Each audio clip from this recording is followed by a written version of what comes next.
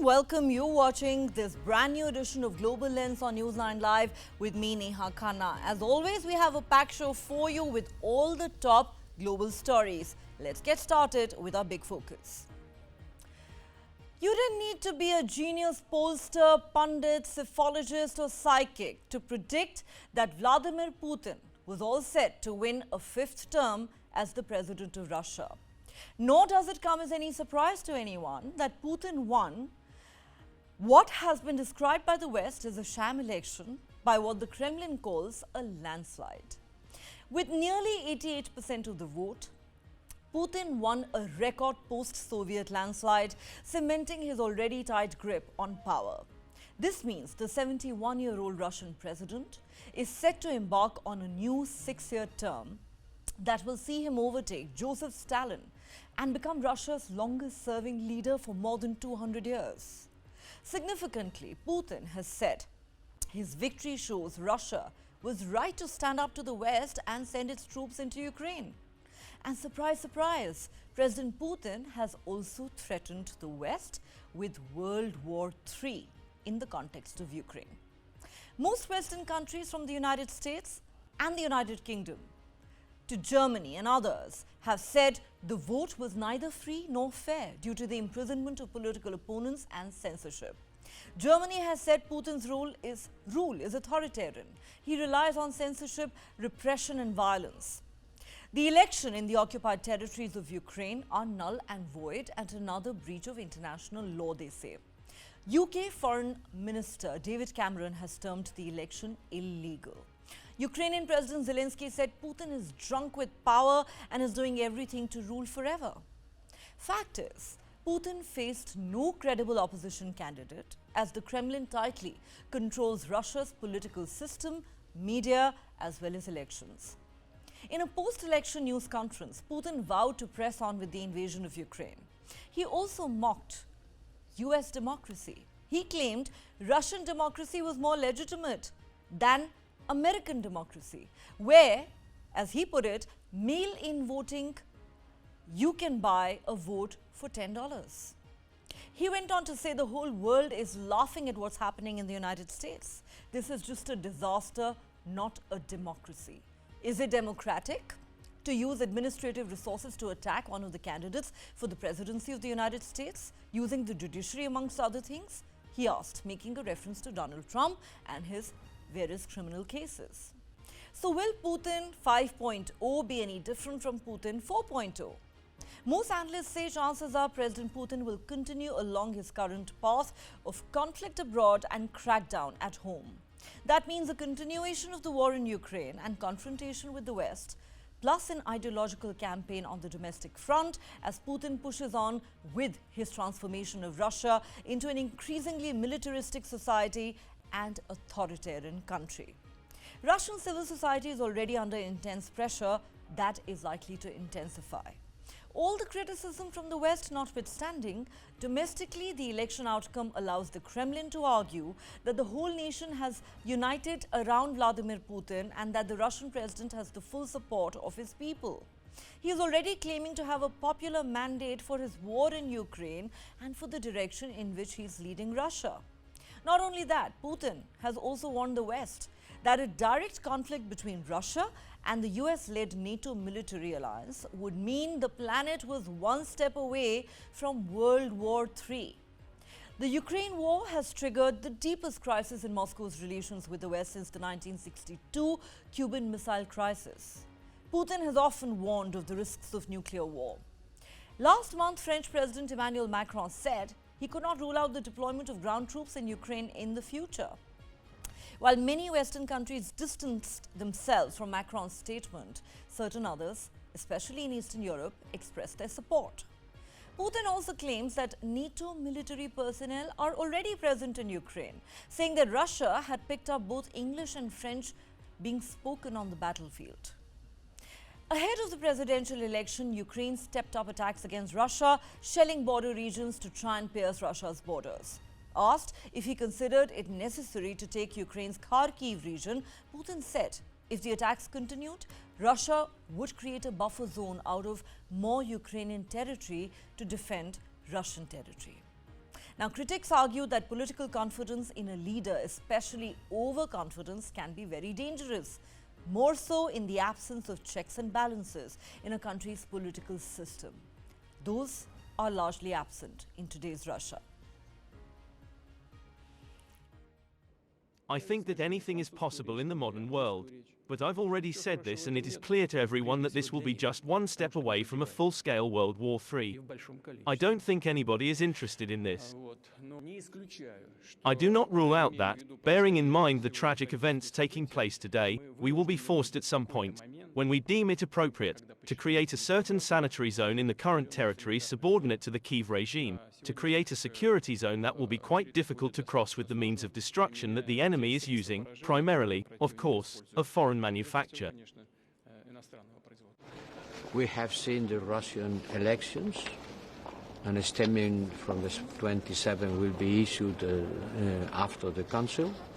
But I want to anticipate that this has not been free and fair elections, no OSCE observation, highly restricted environment. This is diplomatically what I can say, but more than that, this election has been based on repression and intimidation and being held on the Ukrainian occupied territory, violating Ukrainian sovereignty. All right. So what does the outcome of this election mean for Russia, for Ukraine, for the West, and for the world at large? Let's throw this question to our panelists. Joining me on Global Lens tonight, Professor Scott Lucas, founder and editor of EA Worldview. He joins us live from the United Kingdom. Fred Weir, senior journalist, joining us live from Moscow. And completing the panel tonight is Ambassador Anil Trigunyat, former Indian diplomat, joining us live from New Delhi. Gentlemen, welcome to Global Lens. Professor Scott Lucas, if I could begin with you. Now, largely the West, and to be honest, most of the world, seems to think that this election was neither free nor fair. It's not come as a surprise to anyone that Putin has romped home. The Kremlin may call it a landslide win, but frankly, he had practically no opposition. And he is already threatening the West with the prospect of World War III. We've heard what he said in the context of Ukraine, and he also sees this vote, which by the way means that he's set to overtake Joseph Stalin as the longest serving Russian leader for more than 200 years. He's also taking this vote to mean that the majority of Russian people are with him and support his invasion of Ukraine. Your thoughts on this election, what it means for the ongoing war? Is there likely to be any difference between Putin 4.0 and Putin 5.0? Let's start with an analogy to answer that. Imagine if in next month's Indian elections, Narendra Modi said, I am going to imprison one of my chief opponents. I'll put him away in jail for 30 years.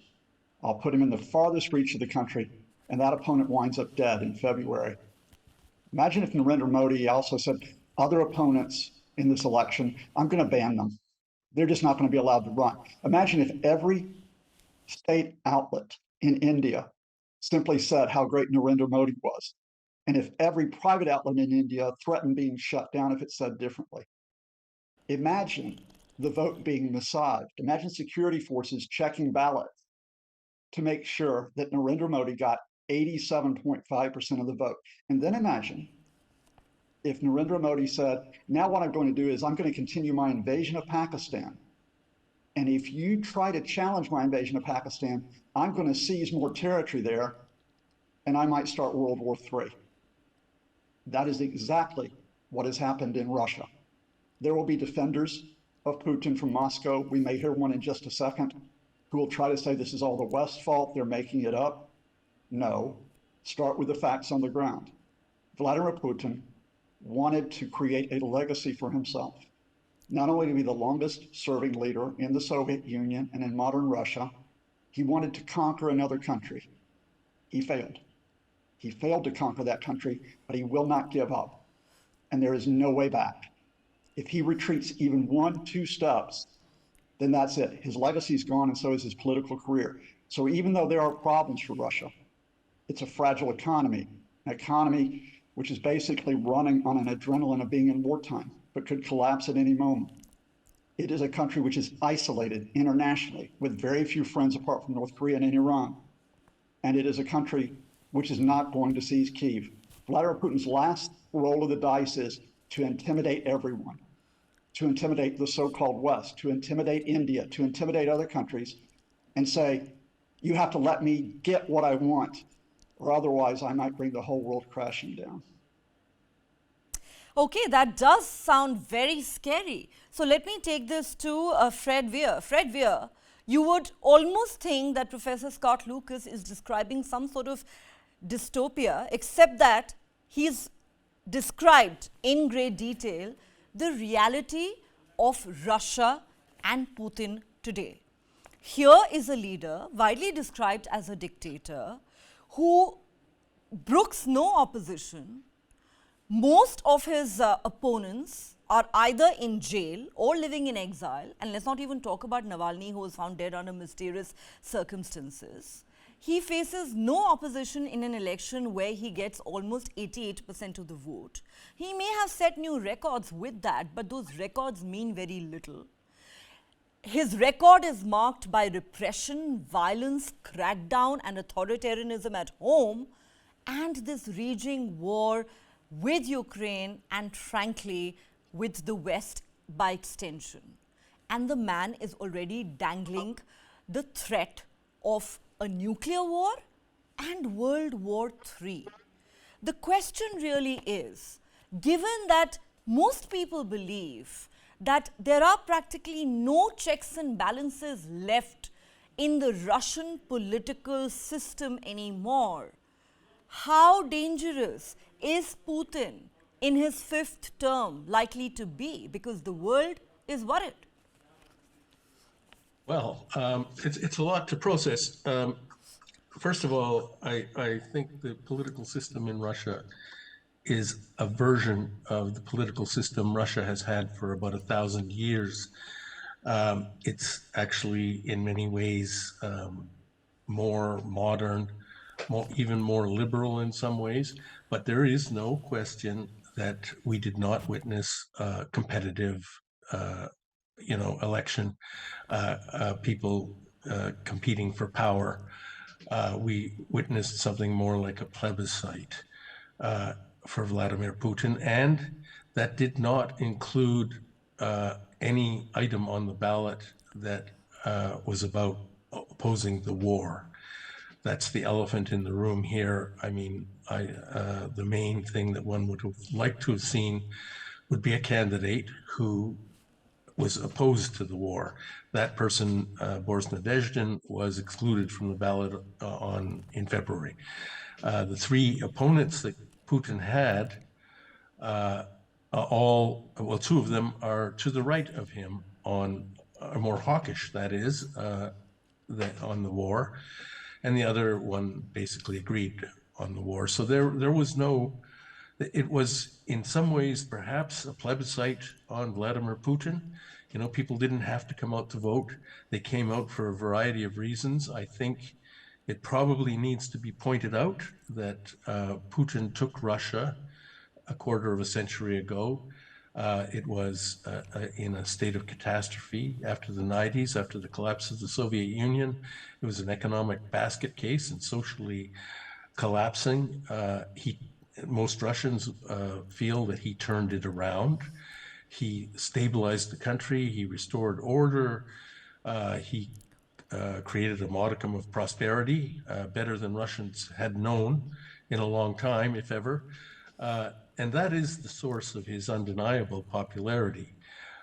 Also, and I know this will grate on, because I've done several of these interviews in Canada and the States today, the idea that Russians respect him for standing up to the West, but Russia has withstood the barrage of sanctions over the past 2 years pretty handily. and it's now winning on the battlefield in Ukraine. And believe it or not, vast numbers of Russians, probably a big majority of them, appreciate that. I know, but that is the fact that the election doesn't mean very much. Putin was the same leader last week that he will be next week. The election doesn't give him any new, any new mandate, and I don't think he was even seeking one. It just affirms what we all knew. But I'm pretty sure that perhaps without much enthusiasm or gusto, Russians went to the polls and reelected him because they see no alternative to him. As for threatening World War III, well, it does come in a context. I know all this talk is really scary, but it does come in a context of President Macron talking about putting boots on the ground in Ukraine, opening up that debate, putting it on the table. I think Putin was responding to that because, in fact, I mean, just think about it. If we do get NATO soldiers face to face with Russian soldiers and they start killing each other, that's going to be as close to World War III as you could imagine. So I think that was what Putin was talking about, and not just out of the blue threatening people with nuclear weapons. He's being pretty restrained on that. He always reaffirms the Russian doctrine on using nuclear weapons involves either someone attacking Russia with nuclear weapons or there being an He's not ruled out first threat use, sir. to He's the not Russian ruled state. out. He has not ruled out first use of nuclear weapons. And also, honestly, I don't know how many will agree with you when you say that he's been very restrained in his rhetoric on the use of nuclear weapons. Most would agree it's the opposite. However, you've made some very interesting arguments. So let me take this to Ambassador Anil Trigunyad. Ambassador Trigunyad, Fred Weir says that, you know, the election may not have meant much by itself. We know how it was conducted and won, but it was probably a plebiscite on Putin, his popularity, and the war against Ukraine. Now, is there merit in his argument that while the West sees Putin as a crazy dictator and a dangerous bully and a serious threat to the world, somebody who actually does dangle the threat of a nuclear war or starting World War III pretty regularly nowadays, but at home, he's some sort of a hero for Russians, that despite his authoritarianism and, you know, crackdown on dissension and free press and free speech, this, that and the other, you know, the Russians still admire and respect him for the way he's handled the economy and for, quote unquote, standing up to the West. And is this really a vote for Russia's war, for Putin's war on Ukraine? Do you believe it actually reflects his popularity, the fact that he got 88% of the vote? Well, Neha, at the outset, I have great respect for Professor Lucas. But I would like to just say that the simile he drew and mentioning Prime Minister Modi in the context of Putin's victory was misplaced.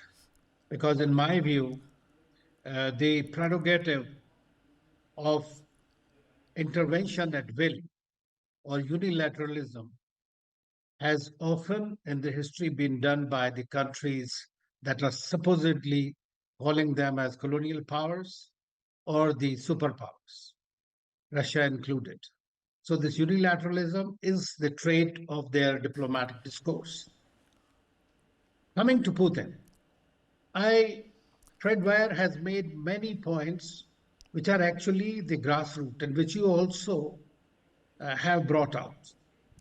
Fact is, in the 90s, when Putin came to power, 99, 2000, at that time, Russia was a humiliated nation. Putin was even keen to join NATO. He had told Bill Clinton, but you always need a horse to flog. And that's precisely has been done. And Putin stood.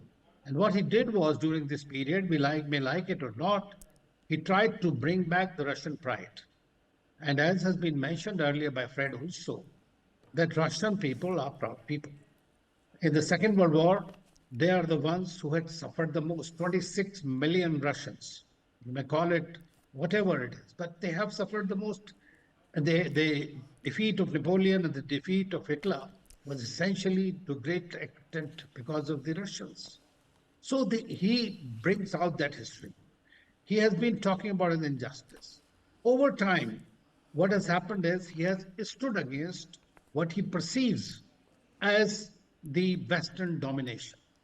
He has been wanting to be close to them. That was spurned. And this war did not happen again in a vacuum, if you come to think of it. It's Berlin. It's not very far off.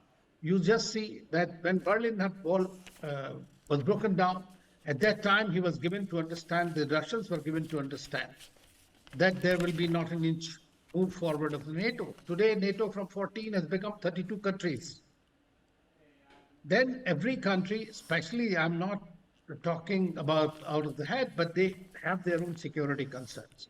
When he meets in Geneva with President Biden, he asks some kind of a security guarantees that against Russia, because at the end of the day, either you say openly that Russia is an enemy state and you want to completely finish it off, or you are doing, so he is coming from that premise. And when that is the premise, there you have a continuous threat of being overrun by West for whatever reason, then you are obviously in a state where it happens. And that's when we saw nobody can endorse the war or aggression against Ukraine.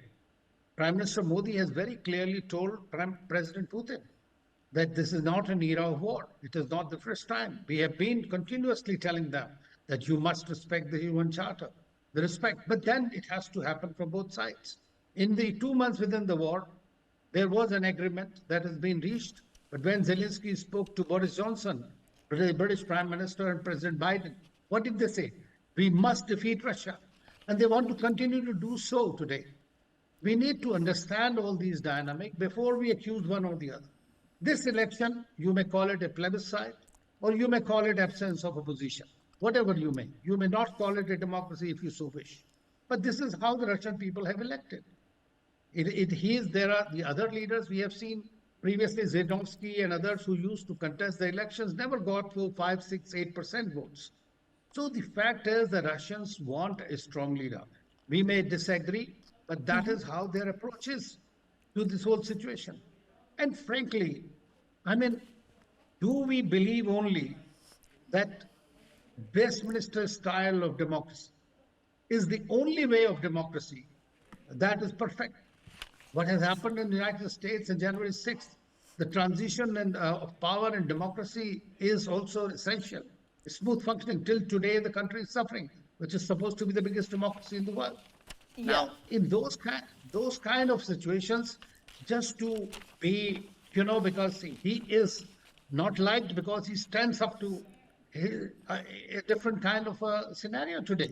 But this war, Russia-Ukraine war, is not a war, let us be very precise and clear about it.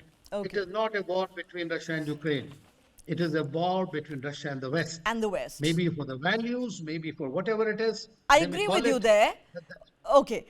With due respect, Ambassador Trigunyat, when you have all opposition leaders either in jail or living in exile or ending up dead, I don't think that is any form of democracy. We're not even getting into a debate on whether Westminster form of democracy alone is the best. But I do agree with you that, when you talk about how there were provocations from the West, from NATO, with NATO sort of,